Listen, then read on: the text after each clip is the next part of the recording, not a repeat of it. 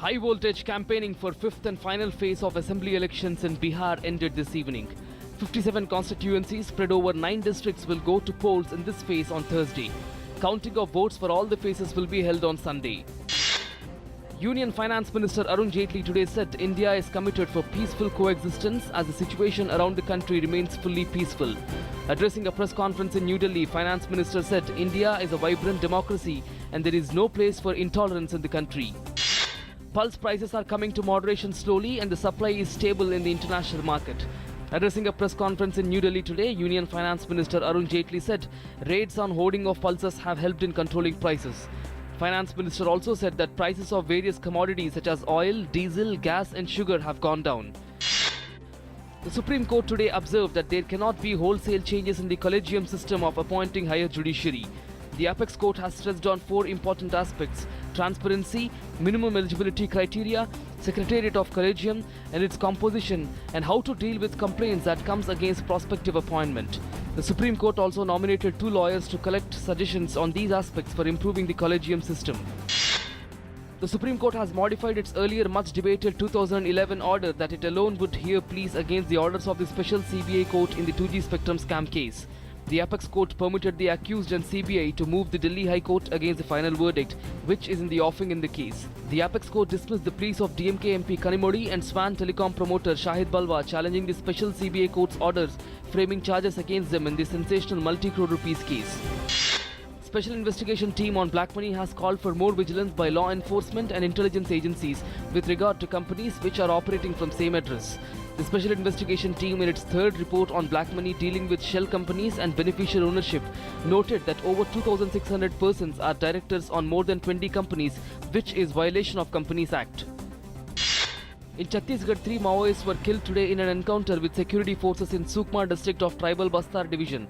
Inspector General of Police for Bastar Range SRP Kaluri said that a combined operation has been launched against rebels in Sukma district. A joint team of Commando Battalion for Resolute Action Cobra, an elite wing of CRPF, Special Task Force and States District Reserve Group DRG was conducting anti-Maoist operations since this morning in the region.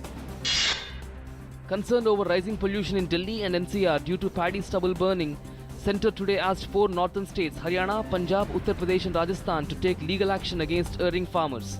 Centre also asked these states to launch an intense monitoring to stop burning of crop residue and biomass. A trial court today handed down life imprisonment to the convicted cab driver Shiv Kumar Yadav in the Uber rape case. Court accepted prosecution's submission that the convict deserves no leniency for the heinous crime. Apart from the jail term, the court also imposed a fine of 21,000 rupees on Shiv Kumar Yadav. Urban Development Ministry today said there will be no extension of time for submission of smart city plans by respective urban local bodies and states. The deadline for the submission of plans is 15th of this month. This was made clear by the ministry at a meeting with principal secretaries of urban development and municipal commissioners of some cities included in the smart city mission. Indrani Mukherjee, the prime accused in Sheena Bora murder case, has given her consent for voice sampling tests. An application was moved by CBI last week seeking Indrani's voice samples for verification of some call records. Indrani Mukherjee was produced before a Mumbai court today where she submitted her written consent for conducting voice tests. The 2015 International Film Festival of India will kickstart in Goa on 20th November and will conclude on 30th November. Bollywood actor Anil Kapoor will be the chief guest of the festival. This time the focus country is Spain. In all, there will be 26 feature and 21 non-feature films in the Indian Panorama segment. Investigators began their examination today of the 2 black boxes from the Russian airliner that crashed in Egypt's Sinai Peninsula. The examination of the black boxes, one which recorded onboard conversations and the other flight data of the Airbus A321 that crashed on Saturday, killing all 224 people on board, started in the afternoon today. The probe could last several weeks or months if the recordings in the black boxes have been damaged. In Nepal, at least 33 people were killed when a passenger bus veered off and rolled down a hilly road today 150 kilometers north of capital Kathmandu. According to police, those who were killed included an infant and a dozen women. Indian Premier League Chief Operating Officer Sundar Raman today stepped down from his position. The controversial cricket administrator will leave the Board of Control for Cricket in India on November 5th. Raman is currently under investigation in connection with the 2013 IPL corruption scandal. Sundar Raman has been associated with the IPL brand since its inception in 2008.